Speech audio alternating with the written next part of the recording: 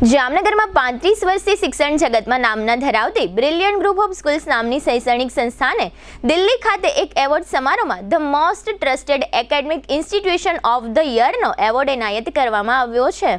Brilliant group of સ્કૂલ્સના chairman Ashokbhai Bhatt અને તેમના જ્યેષ્ઠ પુત્ર મૌલિક ભટ્ટને આ મહામૂલો એવોર્ડ બોલિવૂડ અભિનેતા અર્જુન કપૂરના હસ્તે એનાયત કરવામાં આવ્યો હતો. સમગ્ર કાર્યક્રમનું આયોજન ધ યુનિવર્સલ મીડિયા દ્વારા પાટનગર દિલ્હીના દ્વારકા વિસ્તારમાં આવેલી આઈટીસીની હોટેલ વેલકમમાં આયોજિત કરવામાં આવ્યું હતું.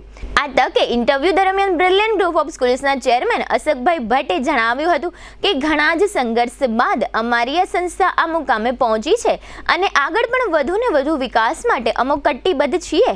આ એવોર્ડ સમારોહ શ્રેણીનો ત્રીજો વાર્ષિક સમારોહ હતો, જેમાં બ્રિલિયન્ટ ગ્રુપ ઓફ સ્કૂલ્સે પ્રાઇડ ઓફ ભારત 2024નો એવોર્ડ એનાયત કરવામાં આવ્યો હતો. આ તકે કાર્યક્રમના એન્કર દ્વારા બ્રિલિયન્ટ ગ્રુપ ઓફ સ્કૂલ્સના ચેરમેન અશોકભાઈ ભટ્ટનો ઇન્ટરવ્યૂ લેવામાં આવ્યો હતો, જેના મુખ્ય અંશો અત્રે પ્રસ્તુત છે. मेरा ऑर्गेनाइजेशन है जामनगर